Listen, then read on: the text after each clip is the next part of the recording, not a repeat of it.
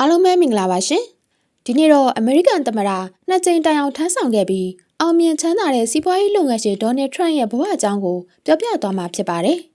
ဒေါ်နယ်ထရန့်ကို1946ဇွန်လ14ရက်နေ့မှာနယူးယောက်မြို့ရဲ့အစိပ်ပိုင်းဖြစ်တဲ့ကွေးမှာမူဖခဲ့ပါတယ်သူရဲ့နာမည်အပြည့်စုံကတော့ဒေါ်နယ်ဂျွန်ထရန့်ဖြစ်ပြီးဆွေကြီးမျိုးကြီးမိသားစုကနေမွေးဖွားလာသူဖြစ်ပါတယ်သူ့အဖေနာမည်ကဖရက်ထရန့်ဖြစ်ပြီးသူကတော့နယူးယောက်မှာအိမ်ယာဆောက်လုပ်ရင်းနဲ့အောင်မြင်တဲ့စီးပွားရေးသမားတစ်ယောက်ပါ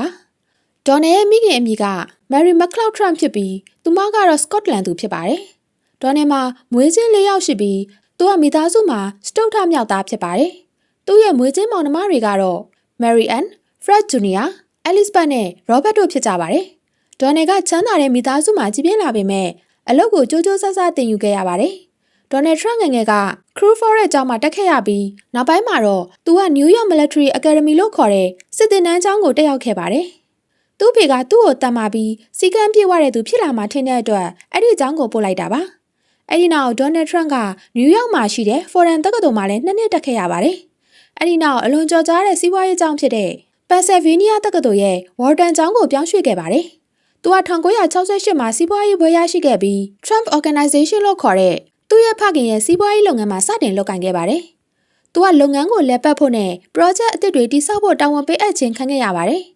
ဒေါ်နယ်ထရန့်ရဲ့ဖခင်ကအိမ်ယာဆောက်လုပ်ရေးကနေငွေအမြောက်အများရရှိခဲ့ပြီးဒေါ်နယ်ကအဲ့ဒီငွေတွေနဲ့လုပ်ငန်းကိုချဲ့ထွင်ခဲ့ပါတယ်။1980မှာဒေါ်နယ်ထရန့်ကသူ့ရဲ့ပထမဆုံး project ကြီးကိုစတင်လှုပ်ဆောင်ခဲ့ပါတယ်။သူကနယူးယောက်မှာရှိတဲ့ Comodo Hotel ကိုကူညီတည်ဆောက်ခဲ့ပြီးနောက်ပိုင်းမှာတော့ Grand Hyatt Hotel လို့အမည်ပြောင်းလဲခဲ့ပါတယ်။အဲ့ဒီ project ကဒေါ်နယ်ထရန့်ကိုအရန်နာမည်ကြီးစေခဲ့ပြီးအောင်မြင်တဲ့စီးပွားရေးလုပ်ငန်းရှင်တဦးအဖြစ်မြင်လာကြပါတယ်။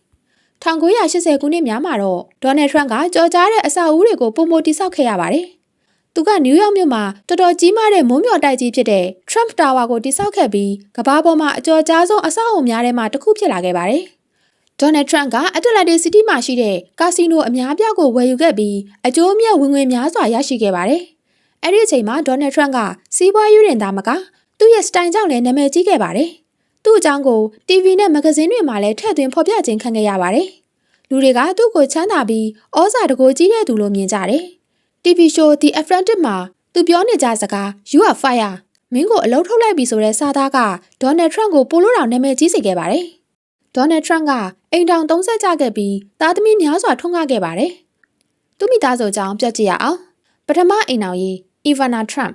1989မှာဒေါ်နယ်ထရန့်က Ivana Zanikova လို့ခေါ်တဲ့အမျိုးသမီးတဦးနဲ့လက်ထပ်ခဲ့ပါတယ်။သူမကချက်ကိုစလိုဗာကီးယားနိုင်ငံသူပါ။အီဗာနာကမော်ဒယ်တူဖြစ်ပြီးဒေါ်နယ်ထရန့်ရဲ့လုပ်ငန်းကိုလည်းကူညီပေးခဲ့ပါတယ်။သူတို့နှစ်ယောက်မှာသားသမီး3ယောက်ထွန်းကားခဲ့တယ်။ဒေါ်နယ်ထရန့်ဂျူနီယာကို1989ခုနှစ်တွင်မွေးဖွားခဲ့ပါတယ်။အီဗန်ကာထရန့်ကို1982ခုနှစ်တွင်မွေးဖွားခဲ့ပါတယ်။အဲရစ်ထရန့်ကိုတော့1984ခုနှစ်တွင်မွေးဖွားခဲ့ပါတယ်။ဒါပေမဲ့15နှစ်ကြာလက်ထပ်ပြီးတဲ့နောက်မှာတော့ဒေါ်နယ်နဲ့အီဗာနာတို့က1992မှာကွာရှင်းပြတ်ဆဲခဲ့ကြပါတယ်။သူတို့လမ်းခွဲခဲ့ကြပေမဲ့သားသမီးတွေအတွက်ကြောင့်ဆက်ဆံရေးကနီးကပ်နေစေပါဒုတိယအိမ်အောင်ရေးမာလာမေပတ်စ်1993မှာဒေါ်နယ်ထရန့်ကမင်းသမီးမာလာမေပတ်စ်နဲ့လက်ထပ်ခဲ့ပါတယ်အဲဒီနှစ်မှာပဲတစ်ဖရီထရန့်လို့အမည်ပေးထားတဲ့သမီးလေးတယောက်ထွန်းကားခဲ့တယ်ကမကောင်းစွာနဲ့ပဲသူတို့အိမ်အောင်ရေးကကြာရှည်မခံခဲ့ပါဘူးဒေါ်နယ်နဲ့မာလာတို့က1999မှာကွာရှင်းပြတ်ဆဲခဲ့ကြပါတယ်တတိယအိမ်အောင်ရေးမလာနီယာထရန့်2005ခုနှစ်မှာဒေါ်နယ်ထရန့်ကစလိုဗီးနီးယားမှာမော်တယ်မလာနီယာနက်စ်နဲ့လက်ထပ်ခဲ့ပါတယ်။မလာနီယာကဒေါ်နယ်ရဲ့တတိယမြောက်ဇနီးလည်းဖြစ်ပါတယ်။2006မှာတော့ဘာရွန်ထရန့်လို့အမည်ရတဲ့သားတဦးထွန်းကားခဲ့ပါတယ်။ဘာရွန်ကဒေါ်နယ်ထရန့်ရဲ့သားသမီးများအနက်အငယ်ဆုံးသားဖြစ်ပါတယ်။ဒေါ်နယ်ထရန့်မှာစုစုပေါင်းကလေး9ဦးရှိခဲ့ပါတယ်။ဒေါ်နယ်ထရန့်ဂျူနီယာကတော့ထရန့်စီးပွားရေးမှာဖခင်နဲ့အတူအလုပ်လုပ်ပါတယ်။အီဗန်ကာထရန့်သူမကတော့သမ္မတဖြစ်စဉ်ချိန်မှာသူ့ဖခင်ရဲ့အကြံပေးအရာရှိဖြစ်လုပ်ကိုင်ခဲ့ပါတယ်။သူမကဂျရက်စ်ခရှနီနဲ့လက်ထပ်ခဲ့ပြီးကလေးများလည်းထွန်းကားခဲ့ပါတယ်။ Eris Trump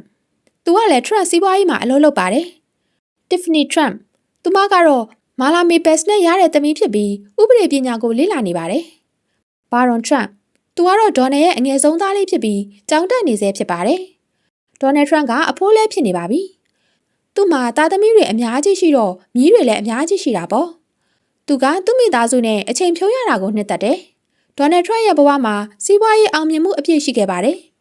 ကျောင်းမိတာနဲ့သူ့အဖေနဲ့အလုပ်လုပ်ပြီးသူ သူ့ကိုယ်ပိုင်အင်ပါယာကိုစတင်တည်ဆောက်ခဲ့တယ်။1980နှစ်များမှာတော့ဒေါ်နယ်ထရန့်ကအဆောက်အဦကြီးများကိုစတင်တည်ဆောက်ခဲ့ပါတယ်။သူ့ရဲ့ပထမဆုံးအဓိက project ကတော့နယူးယောက်မြို့မှာရှိတဲ့ကော်မိုဒိုဟိုတယ်တစ်ခုပါ။အစပိုင်းမှာတော့အခြေအနေသိပ်မကောင်းပေမဲ့ဒေါ်နယ်ကပိုကောင်းအောင်လုပ်ဖို့ဆုံးဖြတ်ခဲ့ပါတယ်။သူကအလုပ်စ조사ပြီးဟိုတယ်ကိုပိုနာမည်ကြီးအောင်ပြောင်းလဲပေးခဲ့ပါတယ်။အဆိုပါဟိုတယ်ကို Grand Hyatt Hotel လို့အမည်ပြောင်းလဲခဲ့ပါတယ်။ဒါကနယူးယောက်မှာဒေါ်နယ်ထရန့်ရဲ့ပထမဆုံးကြီးမားတဲ့အောင်မြင်မှုပါပဲ။စီးပွားရေးလောကမှာလူသိများလာစေဖို့အထောက်အကူဖြစ်ခဲ့ပါတယ်။1983မှာဒေါ်နယ်ကနယူးယောက်မြို့မှာနာမည်ကြီး Trump Tower ကိုတည်ဆောက်ခဲ့တယ်။၎င်းကမြို့တော်မှာရှိတဲ့အမြင့်ဆုံးအဆောက်အအုံများတဲ့ကတစ်ခုဖြစ်လာပြီး၎င်းရဲ့အကြီးမားဆုံးအောင်မြင်မှုတစ်ခုလည်းဖြစ်လာခဲ့ပါတယ်။ Trump Tower ကရုံးခန်းများနဲ့ဇိမ်ခံတိုက်ခန်းများနှစ်ခုလုံးရှိတာကြောင့်ထင်ရှားပါတယ်။အဲ့ဒီဆောက်အုံကဒေါ်နယ်ထရန့်ရဲ့အောင်မြင်မှုတင်ငယ်တာလည်းဖြစ်တယ်။တမျိုးလုံးကလူတွေ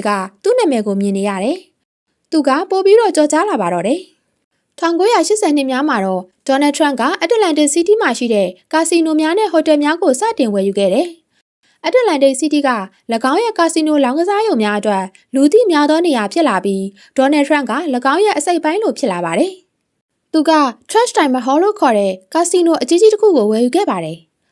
၎င်းက1990မှာဖွင့်လှစ်ခဲ့တဲ့ကမ္ဘာအကြီးဆုံးကာစီနိုကြီးဖြစ်လာခဲ့ပါတယ်။၎င်းကကြီးမားတဲ့ကာစီနိုတစ်ခုဖြစ်ပေမဲ့အစပိုင်းမှာတော့ငွေကြေးမလုံမလောက်နဲ့စခဲ့ရတယ်။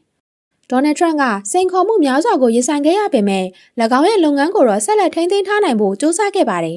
။ဒေါ်နယ်ထရန့်ကအဆောက်အဦများကာစီနိုရုံများနဲ့မရပ်တန့်ခဲ့ပါဘူး။သူ့နာမည်ကိုနေရာတိုင်းကြော်ကြားစေခြင်းတဲ့အတွက်1990မှာ TV အစီအစဉ်တွေထဲစတင်ပါဝင်လာခဲ့ပါတယ်။လူတွေကသူ့ကိုရှိုးပွဲတွေမဂဇင်းတွေမှာမြင်လာကြတယ်။သူ့ရဲ့ကြီးမားတဲ့ကိုယ်ပိုင်အရေးချင်းကလည်းသူ့ကိုလူကြိုက်များလာစေခဲ့ပါတယ်။သူကချမ်းသာတဲ့သူ၊ဩဇာကြီးတဲ့သူ၊အောင်မြင်တဲ့သူလို့လူသိများတယ်။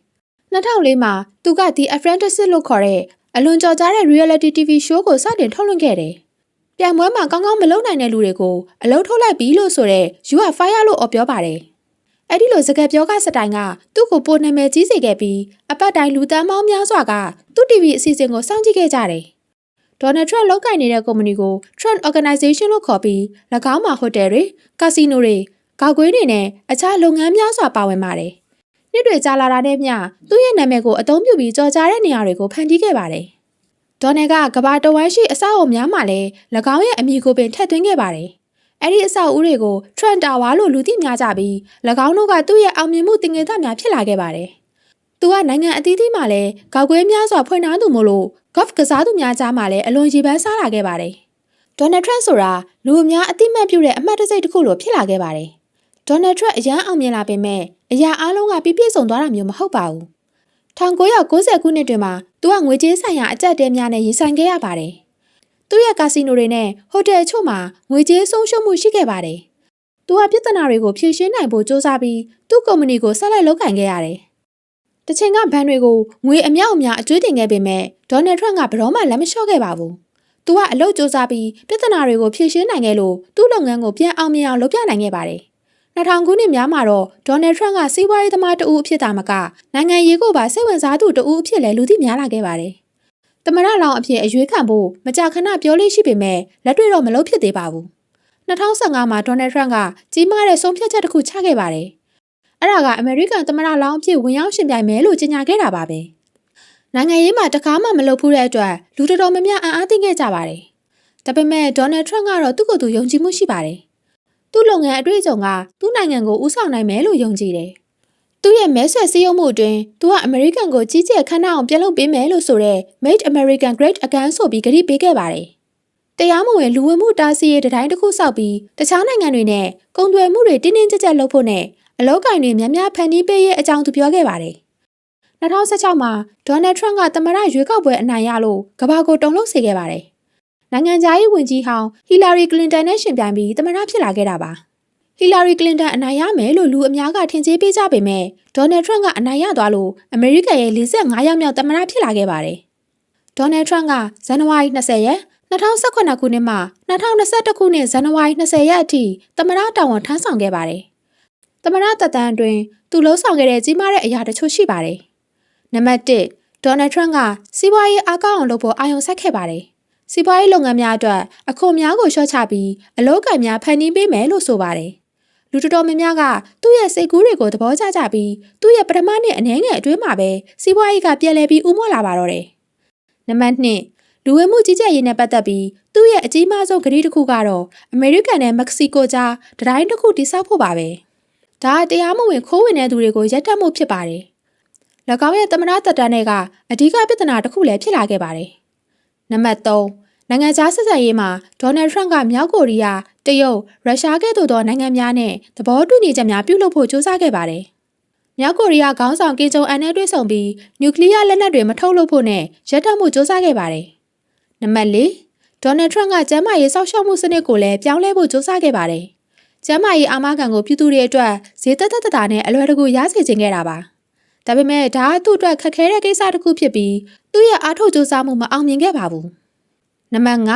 2019မှာဒေါ်နယ်ထရန့်ကိုအောက်လွှတ်တော်ကဆွဆွဲပစ်တင်ခဲ့ပါတယ်။ဆိုလိုတာကသူရုံးတက်စင်မှာအမှားပြတစ်ခုခုလုပ်ခဲ့တယ်လို့သူတို့ကပြောကြတယ်။ဒါပေမဲ့အထက်လွှတ်တော်ကသူ့ကိုယာရုကဖယ်ရှားမပေးတဲ့အတွက်သမ္မတသက်တမ်းကုန်ဆုံးတဲ့အထိဆက်ရှိနေခဲ့ပါတယ်။2020မှာဒေါ်နယ်ထရန့်ကဒုတိယသက်တမ်းအတွက်သမ္မတအဖြစ်ဝင်ရောက်ရှင်ပြိုင်ခဲ့ပါတယ်။ဒုသမ္မတဟောင်းဂျိုးဘိုင်ဒန်နဲ့ရှင်ပြိုင်ခဲ့ရပါတယ်။ဒေါ်နယ်ထရန့်ကစ조사ပြီးမဲဆွယ်ပေမဲ့လည်းဂျိုးဘိုင်ဒန်ကရွေးကောက်ပွဲမှာအနိုင်ရရှိသွားပါတယ်။ရွေးကောက်ပွဲပြီးမှာဒေါ်နယ်ထရန့်ရဲ့၎င်းရဲ့ထောက်ခံသူများကရွေးကောက်ပွဲမှာတရားမျှတမှုမရှိဘူးလို့ယုံကြည်ခဲ့ကြပေမဲ့မဲလိမ်ထားတဲ့တပ်တွေကရှာမတွေ့ဘူးဖြစ်နေခဲ့တယ်။အဲဒီကရဲ့ကြောင့်လူအများစုကဒေါသထွက်ခဲ့ကြပြီးဇန်နဝါရီ6ရက်2021မှာတော့ US Capitol အဆောက်အဦမှာအထူးကရုံးဖြစ်ပွားခဲ့ပါတယ်။ဂျိုးဘိုင်ဒန်အနိုင်ရကြောင်းပြသတဲ့မဲများကိုကွန်ဂရက်လွှတ်တော်မှာရေတွက်ခြင်းမပြုနိုင်ဖို့လူအချို့ကကြိုးပမ်းခဲ့ကြတယ်။တိုင်းပြည်အတွက်ရတဲ့မအေးရတဲ့ကာလဖြစ်ခဲ့ပါတယ်။ဇန်နဝါရီ20ရက်2021မှာဒေါ်နယ်ထရန့်အင်ဖြူတော်ကနေထွက်ခွာခဲ့ပါတယ်။ဂျိုးဘိုင်ဒန်ရဲ့သမ္မတသစ်ကျမ်းသစ္စာကျိန်ဆိုပွဲအခမ်းအနားကိုသူမတက်ရောက်ခဲ့ပါဘူး။ယာရုကနေဆင်းပြီးတဲ့နောက်ဒေါ်နယ်ထရန့်ကသူ့ရဲ့စီးပွားရေးဘဝဟောင်းကိုပြန်သွားခဲ့ပါတယ်။သူကအဆောက်အဦတွေ၊ဂေါ့ဖ်ကွင်းတွေနဲ့ဟိုတယ်များစွာကိုပိုင်ဆိုင်ထားဆဲဖြစ်ပါတယ်။သမ္မတမဟုတ်တော့ပေမဲ့လည်းသူ့ကိုထောက်ခံတဲ့သူတွေအများကြီးရှိပါသေးတယ်။ဒေါ်နယ်ထရန့်က2024မှာသမ္မတအဖြစ်ထပ်မံအရွေးခံနိုင်ပွဲရှိကြောင်းလည်းပြောဆိုခဲ့ပါတယ်။တချို့လူတွေကသူဝင်ပြိုင်မလားဆိုပြီးစိတ်လှုပ်ရှားနေကြပြီးတချို့ကျတော့ခေါင်းဆောင်အစ်စ်ပဲလိုချင်ကြတယ်။ဒေါ်နယ်ထရန့်ကအလွန်နာမည်ကြီးသူဖြစ်ပြီးကမ္ဘာတဝန်းမှာလည်းထောက်ခံသူအများပြားရှိခဲ့ပါတယ်။2024နိုဝင်ဘာလ9ရက်နေ့မှာသမ္မတရွေးကောက်ပွဲအနိုင်ရပြီး2025ဇန်နဝါရီ20မှာတော့48ကြိမ်မြောက်အမေရိကန်သမ္မတအဖြစ်ကျမ်းသစ္စာကျိန်ဆိုခြင်းပြုလုပ်နိုင်ခဲ့ပါတယ်။2024ဇူလိုင်23ပန်ဆာဗေးနီးယားပြည်နယ်မဲဆွယ်ပွဲမှာစနိုက်ပါပစ်လို့နှရွက်ရှက်ထိပြီးကံကောင်းလို့အသက်ဘေးကလွတ်ခဲ့ပါတယ်။2024စက်တင်ဘာ15ဖလော်ရီဒါပြည်နယ်မှာလည်းဂေါ့ဖ်ကွင်းနားမှာတနက်သမားကိုကြိုတင်ဖမ်းဆီးနိုင်ခဲ့လို့ဒုတိယအကြိမ်လုံးချမှုကနေလွတ်မြောက်ခဲ့ပြန်ပါတယ်။သူ့ဘဝကအတက်အကျများနဲ့ပြင်းထန်နေပြီးလုံးချမှုတွေစိန်ခေါ်မှုတွေဘလောက်ပဲကြုံအိမ်မက်တွေကိုတော့ဘယ်တော့မှလက်မလျှော့တဲ့သူတစ်ယောက်ပါ။စ조사အားထုတ်မှုနဲ့ယုံကြည်မှုကြောင့်ကြီးကျယ်တဲ့အရာတွေအောင်မြင်မှုတွေရနိုင်ကြောင်းသူ့ရဲ့ဇာတ်လမ်းကဖော်ပြနေတယ်ဆိုတာအားလုံးပဲအမှတ်ရပေးပါနော်။အခုလိုစိတ်အားထက်သန်စေမဲ့ဇာတ်လမ်းကောင်းတွေကိုထပ်ပြီးနားထောင်ခြင်းနဲ့ဆိုရင်တော့ဒီ channel လေးကို like and subscribe လေးလုပ်ဖို့မမေ့နဲ့နော်။ကြည့်ရှုသူအရောက်စီတိုင်းလည်းဘဝရည်မှန်းချက်ပန်းနိုင်များအောင်မြင်ကြပါစေရှင်။